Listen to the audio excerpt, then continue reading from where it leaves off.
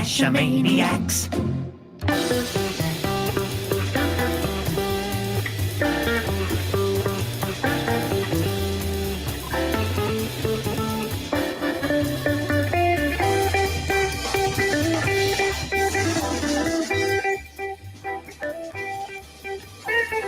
Geo Gearheads.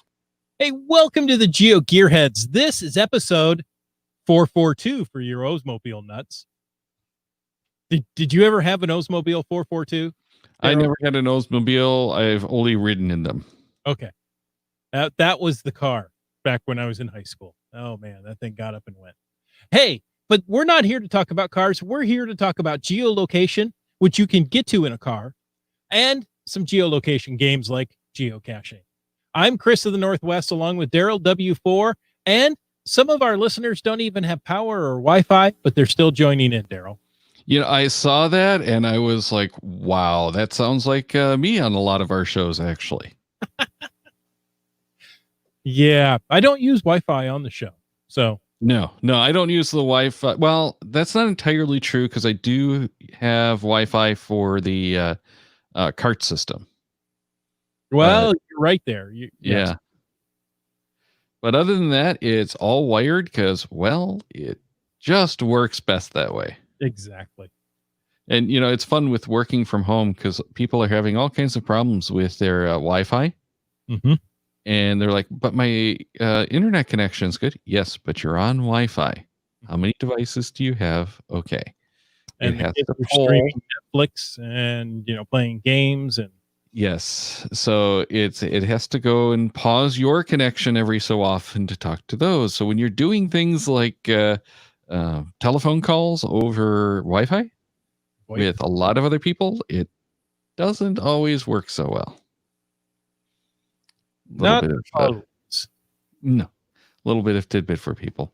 But hey, you know what we're going to do next week is going to be a lot of fun. We're going to do a memory lane show, not about the current promotion, but kind of tied into it. Yeah. Based upon. Yeah. It's the inspiration for. There you go. But, we've been dealing with more than 20 years of geocaching now. I've only been geocaching for 15 years, which only seems an odd thing to say. What are you at, 17? 2004 is when I started. So 16 years of geocaching for you. We're such suckers. Yeah, we just love looking back at some of these old stories.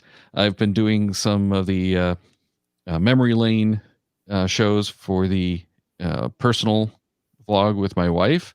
Mm-hmm. And we've been getting some great stories coming back from those. So, what better thing to do than get you guys to send those in? So make sure to send us your best memories of geocaching from the last 20 years at geogearheads@cachamaniacs.com. Again, that's geogearheads@cachamaniacs.com. Just any really good memories from geocaching. Send those in. We're going to share a bunch of those on the air, share some of our stuff, and it's going to be a lot of fun. I guarantee it. And when you do that, go on over to the geocaching.com blog and take the quiz and see how you do on your 20 years of geocaching and send us those scores. You know what? Maybe we should do that on air. On air? Okay. Maybe not. That sounds like cheating. Well, I haven't done mine yet, so. Oh, okay. I did it the first day it came out. I did quite well. I won't tell you my score yet because, well, then there's no reason to listen to the next episode. Well, have you been playing the C. Michelle game shows? No, I haven't. I need to do that. That was so much fun. Yeah, I've been playing a few of those. I've never gotten into the top 10 in either of the two times that I've played.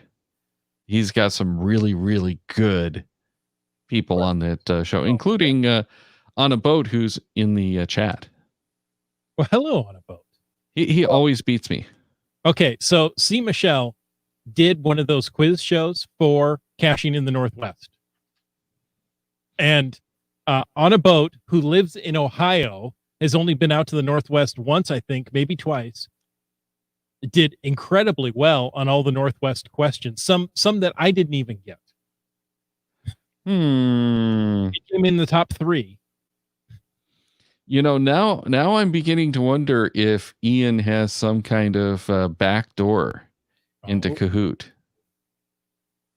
That might be the answer. yeah. Interesting. I think we're on to you on a boat. Let's move on to the actual content, though, because we do have some feedback that came in from Twitter.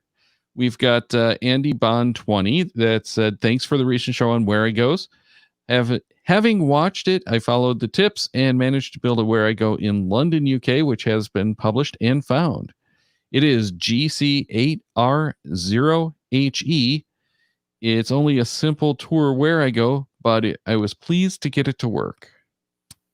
Yeah, how cool is that? Because, Where I Go caches are a lot of fun to do. If you haven't done one, you know what? Take the time. If you're on an iPhone, you may have trouble getting the player to work, but there are workarounds. But you know what? Give it a try because they are a lot of fun. And of course, they're fun to build too, just because it's something different. Well, and I want to get another Where I Go show going because it is another one of those good things to do. The development of, go out, get the waypoints, just put them off to the side even. And, on a rainy day or whatever, go and work on that kind of stuff. It's a lot of fun when you have the downtime and can't be out there geocaching. Right. Of course, it's really tough to do the Where I Goes when you've got great weather and it's easy to go out and go geocaching. Yep, exactly. That's the problem with Where I Goes. Yeah. All hey, right. We got more feedback. We did. I cut you off there, Daryl. Sorry. No, go ahead. Turn indicator. Our talk indicator. Our talk indicator. Excuse me. Can I talk now? Yeah, go ahead. It's all yours. Actually, I have to go to the bathroom. I'll be right back. Oh, okay. Well, I'll vamp for you then. Okay. No, you got the floor.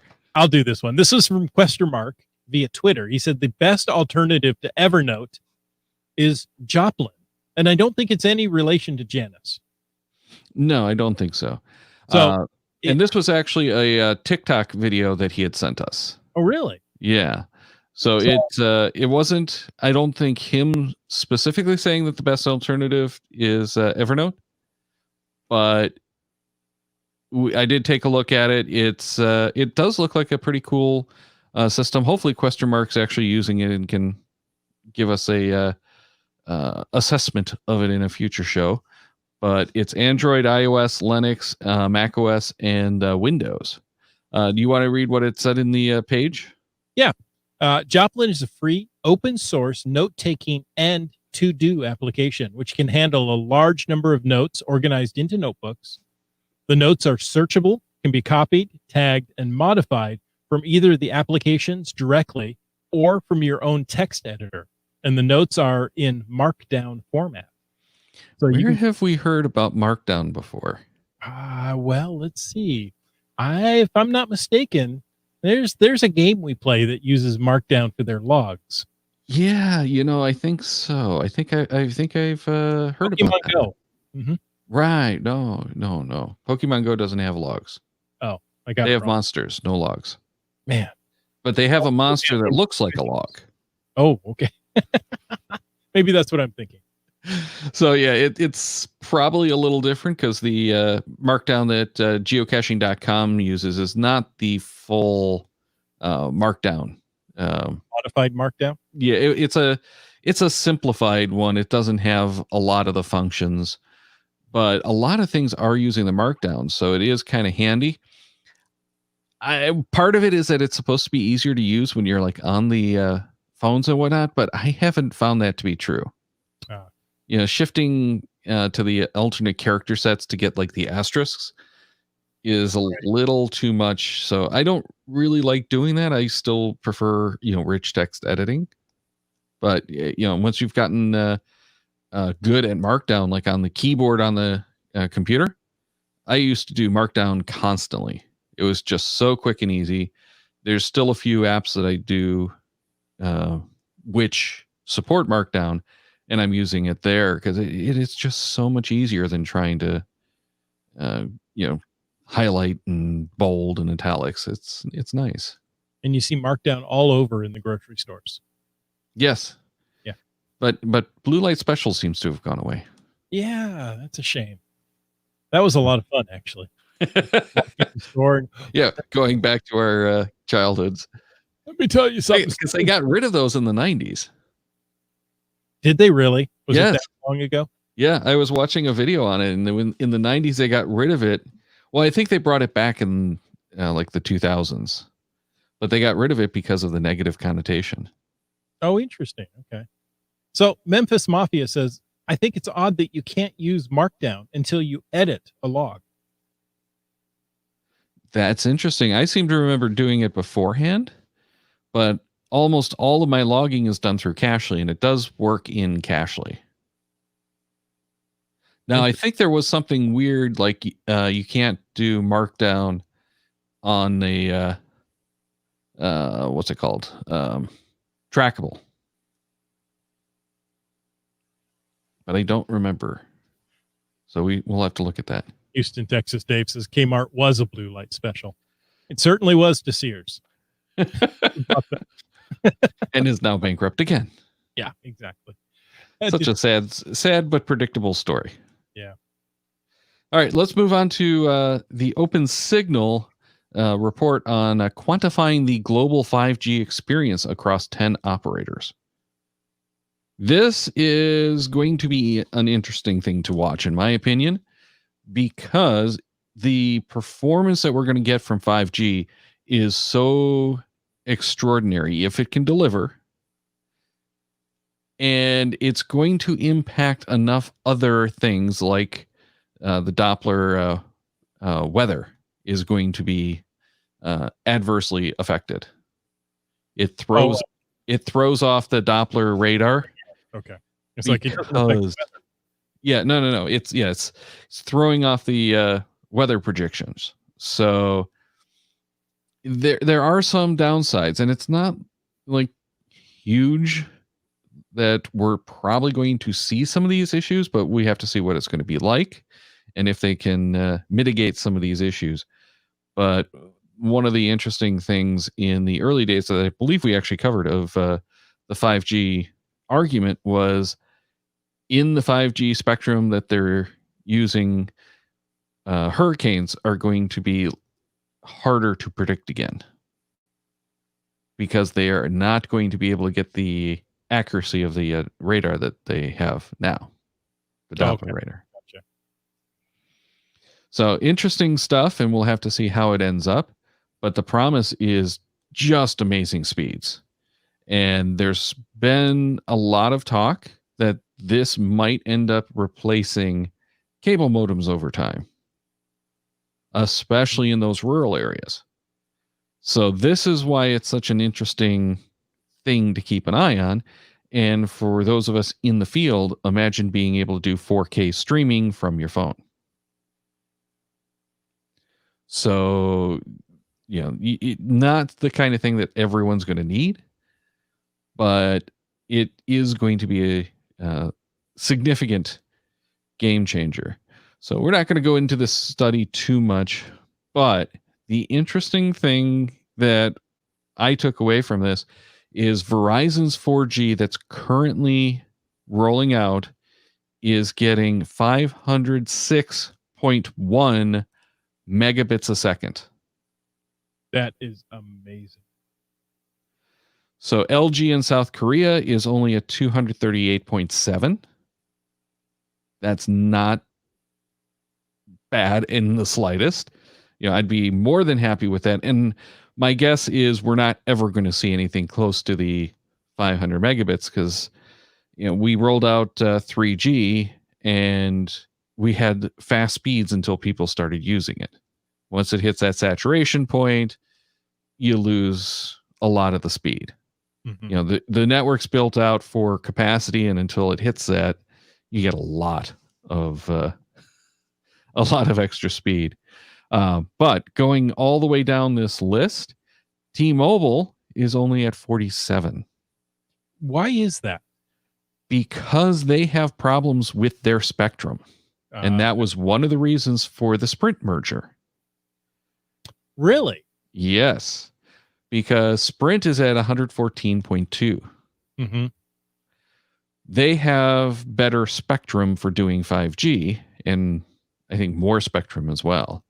So they're in better shape, and by combining the two, they're able to do faster, better service. Now, is that just simply because of the transmitter type, or the construction of the antennas can't transmit on those frequencies? I believe it's a limitation of the 5G service, because it needs to be in this spectrum to get the bandwidth that it needs. Mm-hmm. So there you go. Well, I know Verizon has worked hard lately to replace all of their transmitting hardware. Oh, and yeah. I think if just looking at this chart, you see, wow, it made a difference. Well, and they had to do a lot of backhaul updates as well. And that could be part of what like T-Mobile is dealing with as well. Mhm. But it is mostly attributed to the Wi-Fi, or to the signal, the spectrum. Right.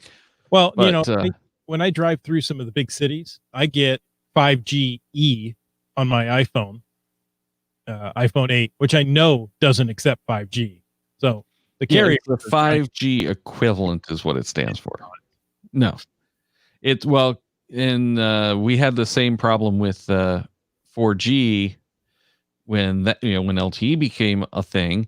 Mhm. Is you had the 3G. Oh, yeah, it was it wasn't E. It was one step above HSDPA plus. That would give you 4G speeds. Yeah. So they called it 4GE. Mhm. Yeah, no, it's not. But On a Boat says he needs fiber home internet where he lives. Google Fiber. I agree. Well, Google Fiber stopped rolling out. Did they? Yes, that was a little over 2 years ago, I think.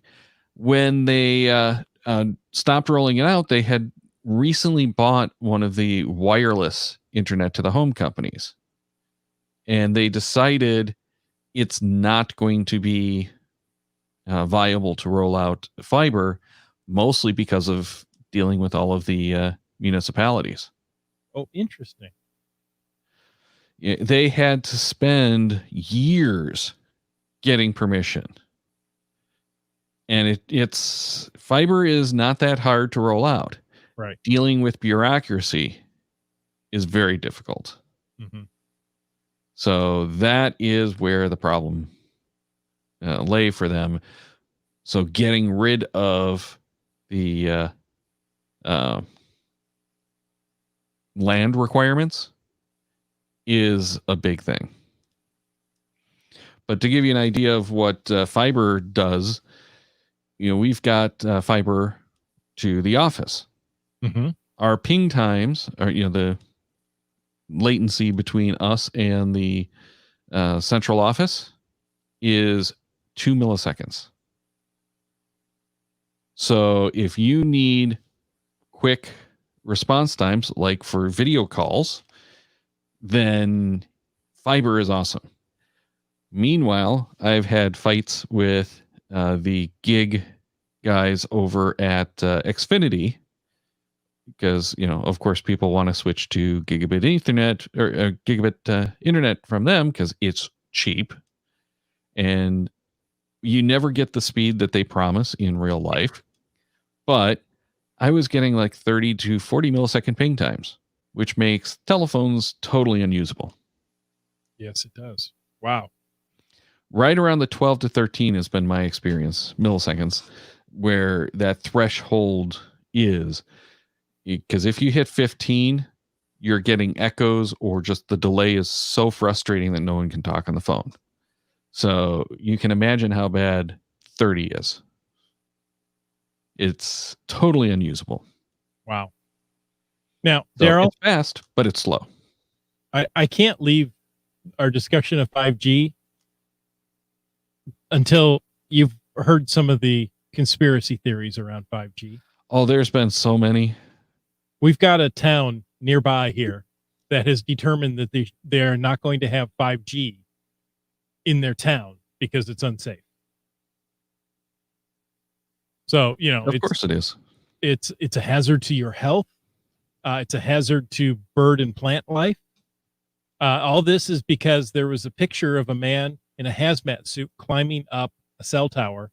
He was cleaning the equipment with harsh chemicals. That's why he was wearing the hazmat suit. But they, you see it and you go, oh, assume it must be 5G that's causing that. See, he has to protect himself. Well, a lot of that does go back to the frequencies and the studies from like World War II with radar and radar cooking things that led to microwave ovens. There's not a big difference between the microwave ovens and the Wi-Fi you have in your house. And not a lot of difference. Power is the only difference. It's all the difference though is the power. Yep. Your little and the frequency doesn't hurt too because it's 0.2 megahertz off, something like that. Or is it 0.2 gigahertz? It's 0.2 gigahertz. Gigahertz, yeah. But still, it's a substantial difference in the science, but on paper, it doesn't look like it's a big difference. Right. So subtlety makes all the difference in the world. Did you hear on April 22nd, there was a Facebook post, a group getting together that they were going to go out and damage and attack these 5G towers to get rid of them because they were convinced that 5G spreads coronavirus. Fun. Yeah, Memphis Mafia just mentioned that one. Yeah, there 5G you go. equals corona. So it didn't create it, but it spreads it. Somehow a wireless radio wave can spread a physical virus. So yeah. If anything, I would have thought they'd assume it was killing it because these are probably the people that are drinking bleach or whatever, and any radiation is going to kill it. Well, and do you remember there was all this talk several years ago that putting cell phones so close to your head with all their radio transmitters on them is going to give you cancer, and that hasn't come about, has it? Well, they did do a whole bunch of studies on it, and that's the thing is you can't say in one way or another whether it does or not. And they did do a whole bunch of studies, and they have conclusively proven that there is no correlation. They can't say that it doesn't cause any problems. They just can't show that it has any correlation. So there you go. And yes, on a boat, I've already lost faith in humanity. Too much. I like Wet Coaster's comment. And people wonder why they want to keep the border closed with the U.S. Yeah. Texas Dave says the dogs will inherit the earth. Okay. Okay, Memphis Mafia says if people would just wear their tinfoil hats, I think we might be better off if they wore tinfoil masks. Oh, I should create one. That would be interesting. Make it open source. Okay. And that way you won't be sued for it. Yeah. But the coronavirus, as we know, has changed a whole bunch of stuff. And one of the more interesting things is how Niantic has handled their big festival. The Go Fest is going to be essentially virtual. So what they're doing is it's a 2-day festival, July 25th and 26th. And anyone who's been into Go or who's listened to the show knows that they've had a couple of these in Chicago, and I think they had one or two in a couple of other places. But they're giant festivals. And the first one in Chicago literally brought the carriers to their knees. They did. There were so many people that the carriers just collapsed under the weight. This is a heavy data usage app with thousands of people playing. So they're doing this essentially virtual. There's going to be unique experiences each day with special research to get the experience going, but you get to participate both days for the $15 ticket, and this has always been a charged event, but $15 is cheap by comparison because they don't have to rent anything, but it's a play on your own, play anywhere in the world. So as long as you have data service, you can play along. It's going to work better on 5G. It would. Because 5G actually spreads Pokemon. But Memphis Mafia wants to know if we think GCHQ will ever allow virtual events. I don't think they will. I don't think they will either. No, I'd like to. Yeah, but I almost kind of think that if we are going to do something like that, we're going to need a different icon for it. Oh. You know, it still can be under the events icon, but you know, they're going to have some kind of limits on how that works, and I just don't think they want to get into that. On a Boat says he doesn't think so, not in the near future at least. And they had their chance this year and they said no, which yeah, I think even if they wanted to, the lack of time that they had to deal with that versus other pandemic issues nixed any hope of that happening this year. That said, I wouldn't say that this is a boat that sailed, because it could be, if we have round 2 and we have to limit events again, maybe they'll do something, even if it's a limited time thing, to at least give us the celebration events. So maybe we can do celebration events if they're recorded and we post the videos or something like that. Right. And that, I think, could be a lot of fun. It could be. You know, I still think you ought to have an event in a parking lot. Everybody pulls up in their car. You stay in the car. You open your phone to a Zoom meeting. And there you go. A virtual event. You're all there. You're all in the same place. Well, at that point, you just all park facing each other and just do a phone bridge. And then you can look in each other's cars. That's not creepy at all. No. Oh. Man. You made it worse somehow. That's kind of the point. It wasn't good to begin with, and I think you made it worse. Good Bud said, is Mingo Madness the only one left in the U.S.? I thought they canceled. They postponed. Oh, yeah. So on a Boat says Mingo in Georgia. I believe that's Mingo Madness and Going Caching. There you go. But I believe both of those are not necessarily going, just they haven't been canceled yet. We're at that point where it's looking like this whole year is just gone. Yeah. That's a shame. Yes, it makes me very sad. I am very, very sad. I'm actually heading to an event tomorrow. Really? We don't have events back, I don't believe. Well, I haven't seen any published. I'm driving all the way to Idaho. Oh. So it's like 6 hours to go to an event. It's a mountain bike event. And it's the first community celebration event that I'm aware of. You know, we had a couple of community celebration events scheduled. Mm-hmm. Like one of them, I think, was 2 weeks after the shutdown.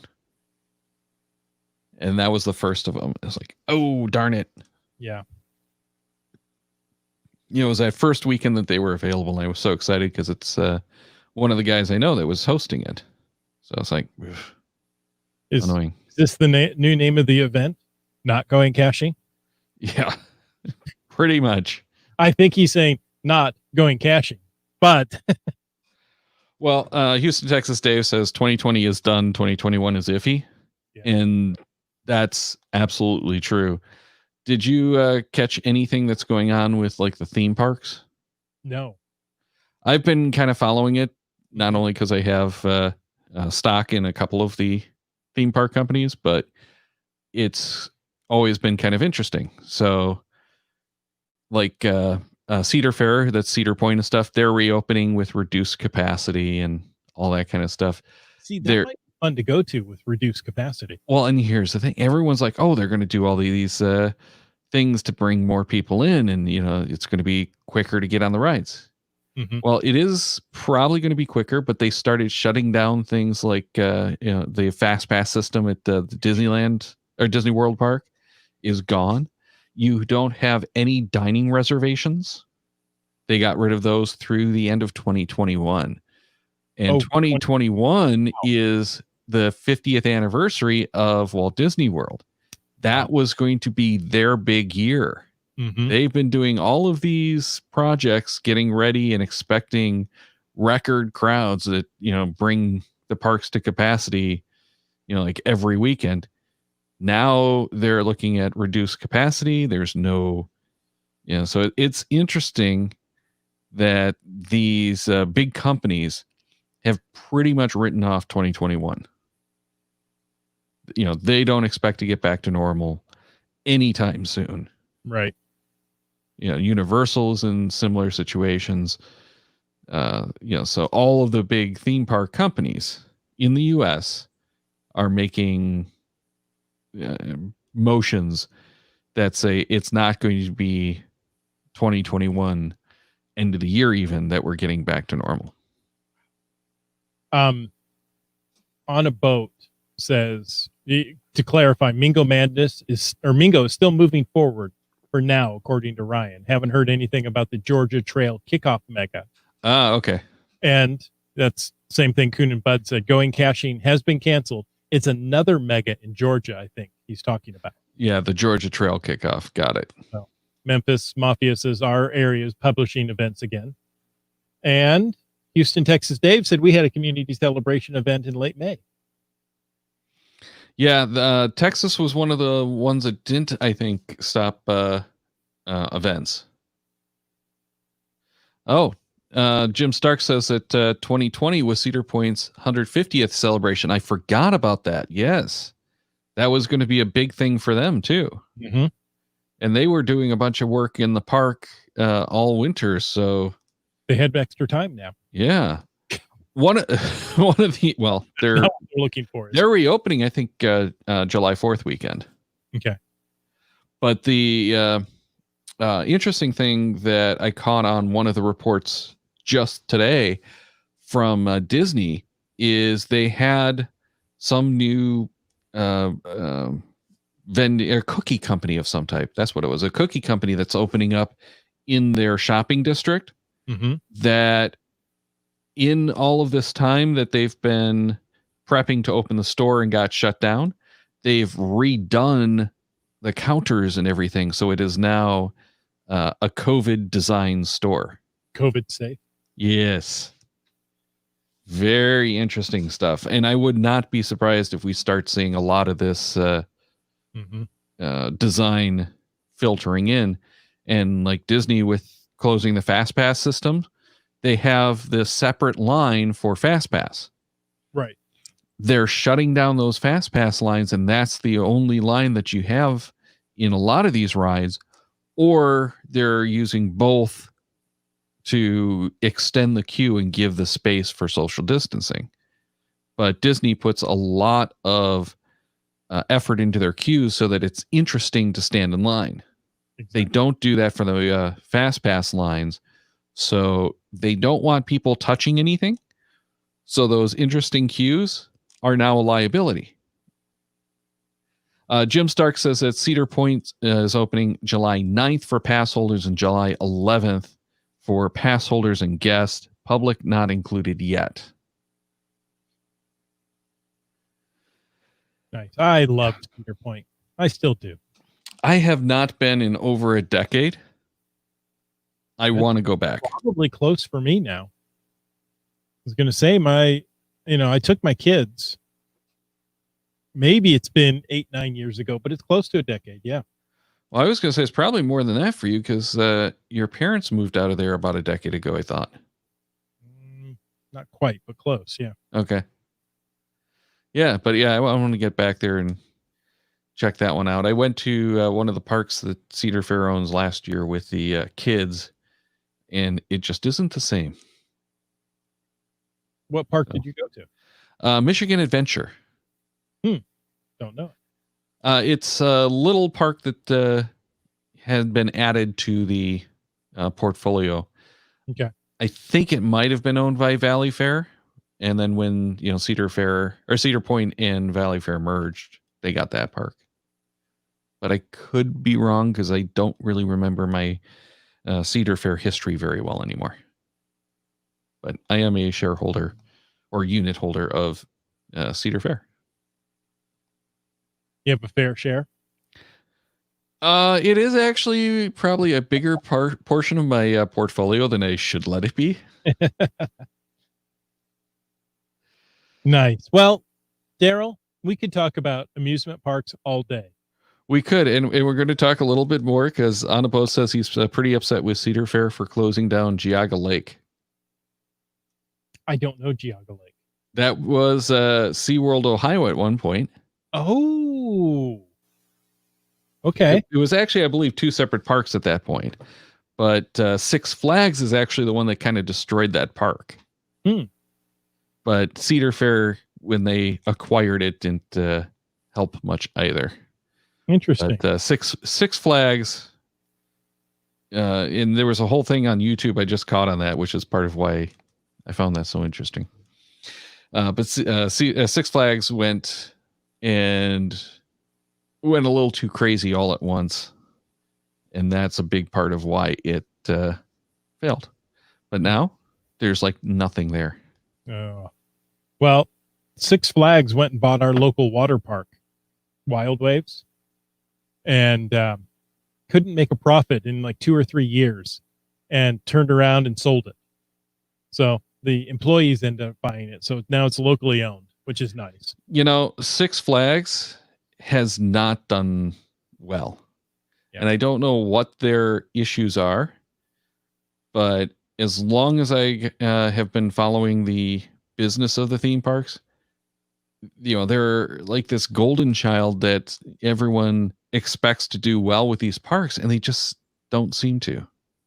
Mm-hmm. They can't seem to get it. And especially since they had the downturn in 2008, they've really been struggling, I think. But I haven't been following it in quite a long time. I have so many other things like geocaching. Yeah. That occupy my time. And GPS. We couldn't go geocaching without GPS. What about Galileo? I keep wanting to get a Galileo receiver. Galileo enabled receivers are increasing positioning. I didn't know if you knew this, Daryl. I knew about it, but I don't know if my iPhone 11 is enabled now, because it wasn't until last year that we could even have Galileo enabled receivers. Yep. Well, I see a lot of sales recently on the iPhone 11s. Some carriers starting to give them away for free. So it seems to me that 12 is coming out, and other things are coming, that now these phones aren't as valuable as they used to be. But what I'm talking about is the Swedish geographical information technology company, Scior. Let's say Scior. I like that. Yeah. It uses a variety of technology in its equipment, including drone aerial photography, terrestrial laser scanning, and GNSS, or a combination of these. So what they're doing is they're improving performance, it's making significant performance improvements that are observed at high altitudes and within forest environments. Well, that sounds like where you would go geocaching to me, at least out here in the Northwest. That's where I like to go geocaching. Yeah. And taking into account that better results can be obtained in open spaces while using multi-constellation GNSS with Galileo in the woods is sometimes the only way to obtain a satisfactory performance. So that's interesting, right? Yeah. Well, in going back to my comments on the iPhone 8 and newer have supported Galileo, but it has been disabled in the US. And I don't know when and if they've enabled the Galileo. And I don't know if it's been enabled for just iPhone 11s or, I don't know because I have not seen any reports on that. I would not be surprised if it does have to be done in a firmware update, and I wouldn't be surprised if the chipsets are actually locked down to the point that they can't just do a software upgrade. Right. But it has the capability. But the whole thing goes back to you were not allowed to have a Galileo receiver in the US. Actually, I'm not sure. I don't think that's quite right. I think you couldn't sell a Galileo receiver in the US. Well, you can go back to the iPhone 8 and 8 Plus are the first phones to support Galileo. Sure, but I don't think it was enabled. That's my point. Because you couldn't sell them with the Galileo, and I don't know if they've enabled it. But if you're in Europe, then yeah, your iPhone 8 and higher does have the support for Galileo, which means you're getting much better. So if you took your US iPhone to Europe, would it work on Galileo? I don't believe so. Right. It's the US iPhones are it's locked. Yeah. But I don't know how it is locked. And that's kind of where I was going with that. But we are getting better GPSs, as we've mentioned a lot of times on this show. The Los Angeles Air Force Base did post a press release on Space Vehicle 8, which has had its core mate complete, which I just love that. Core mate. Core mate, 2 words. So essentially, this is, as I understand it, where they've taken a 10-ton crane to lift and assemble 2 different pieces of this satellite. So it is now the 2 major subsystems assembled into the one space vehicle.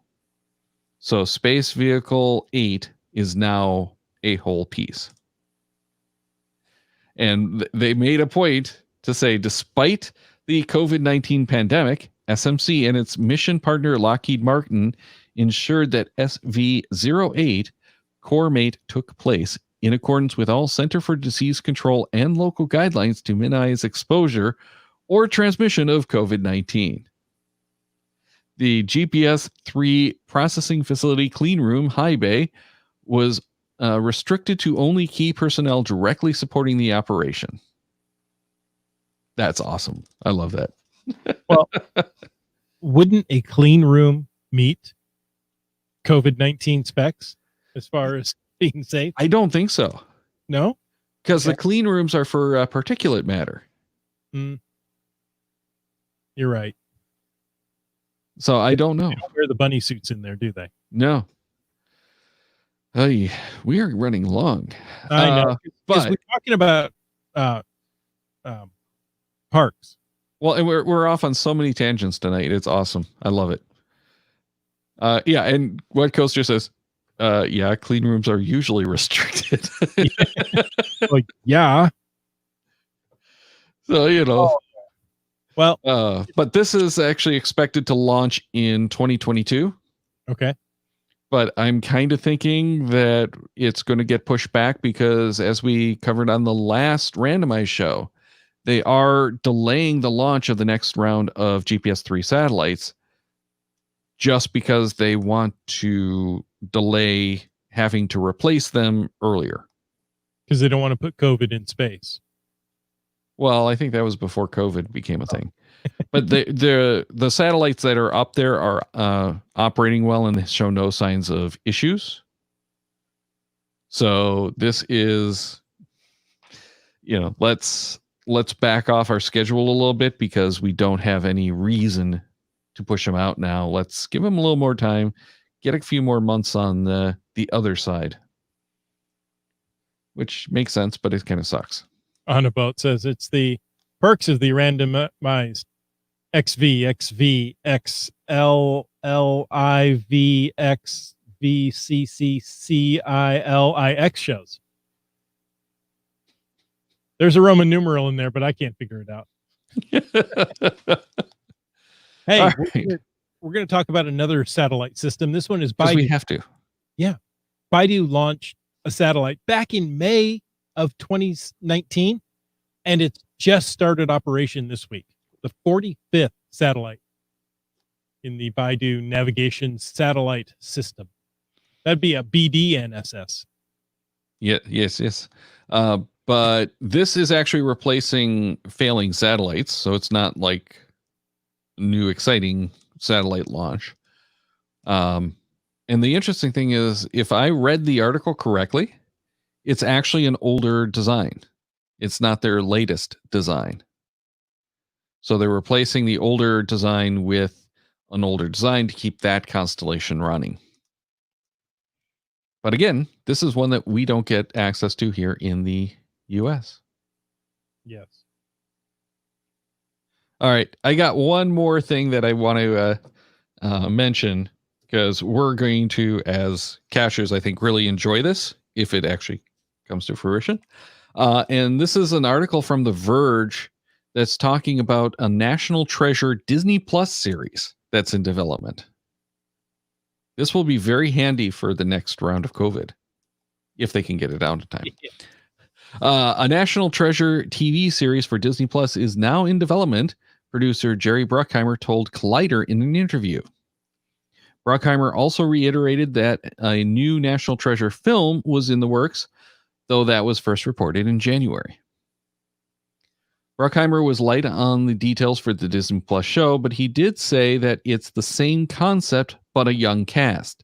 It's unclear if Nicolas Cage will be reprising his role as Benjamin Franklin Gates in the Disney Plus series in some capacity.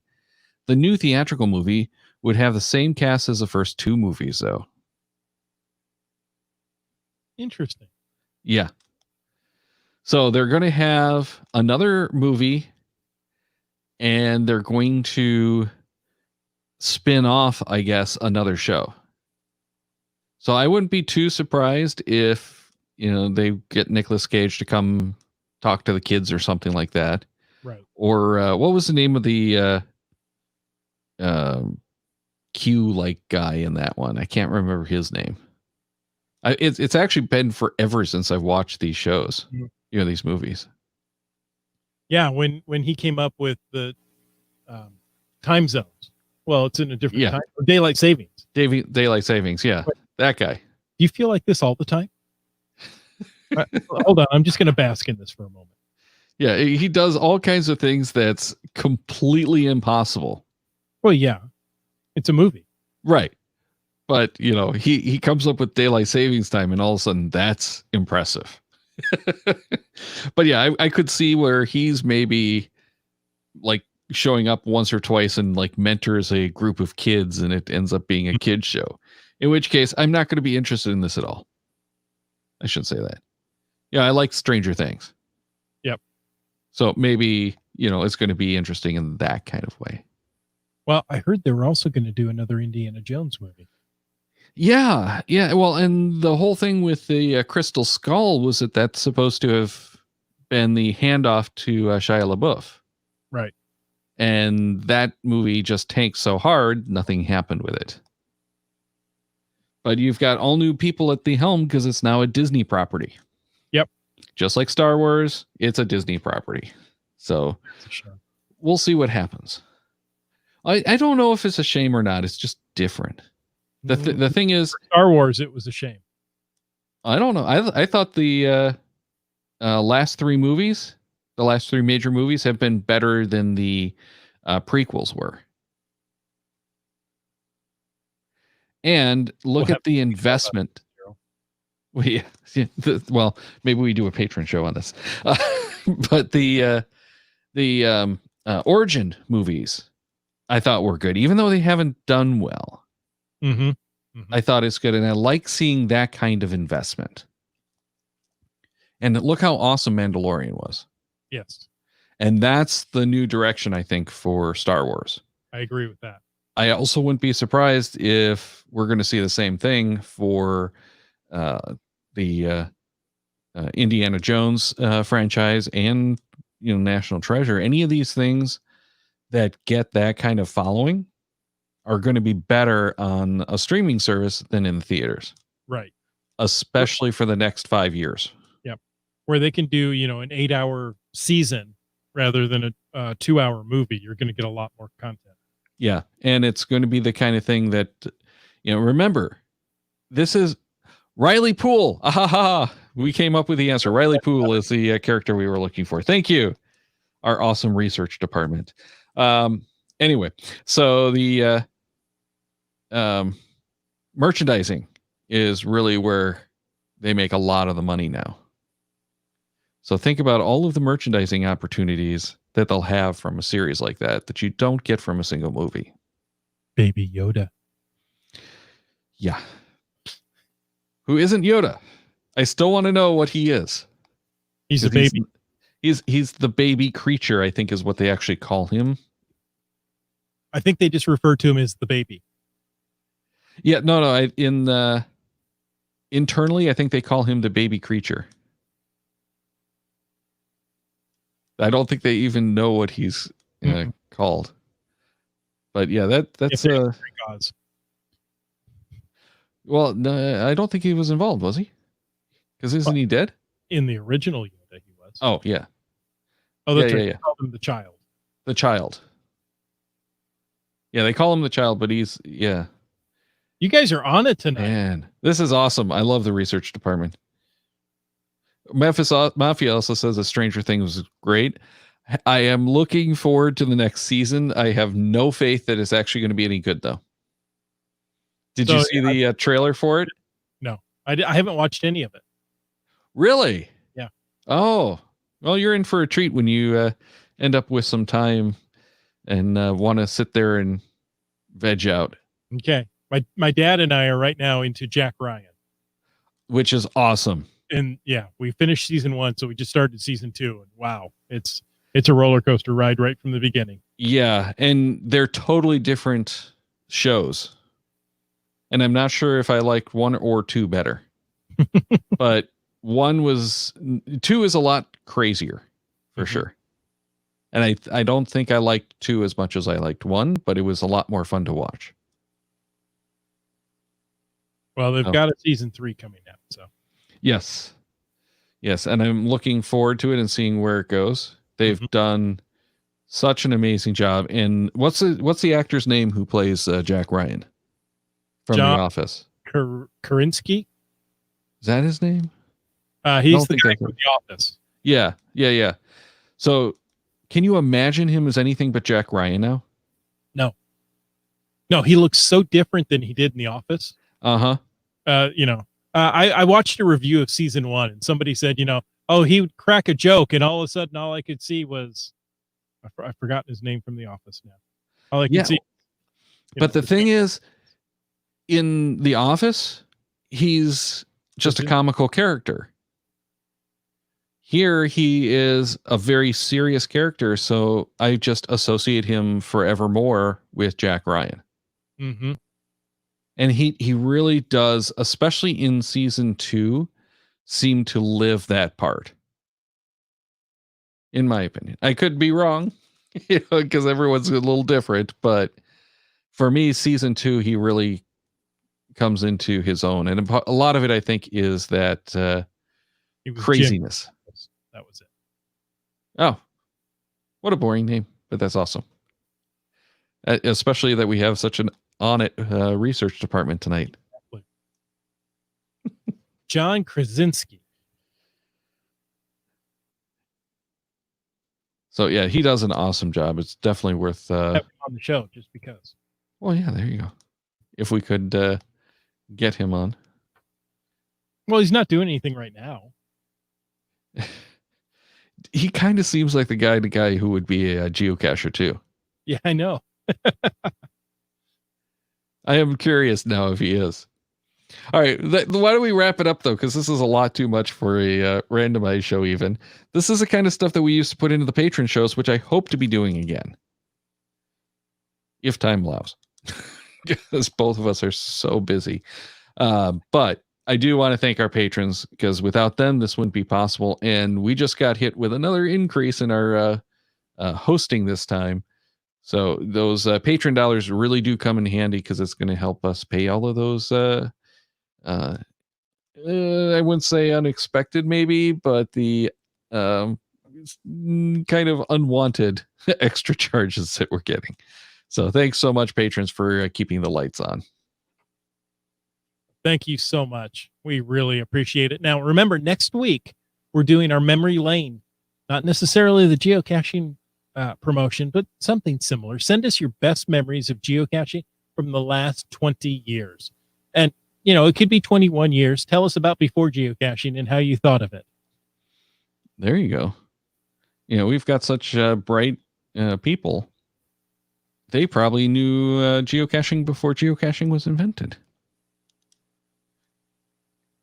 And they've got the tinfoil hats to protect them from the satellites. Not all of them, just some of them. I don't know.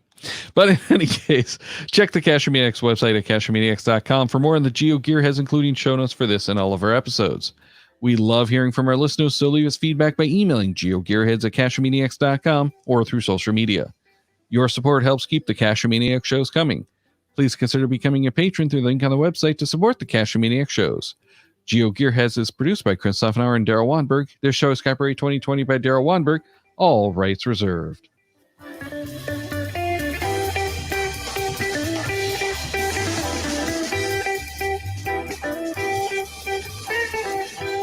Cache with the CacheManiacs.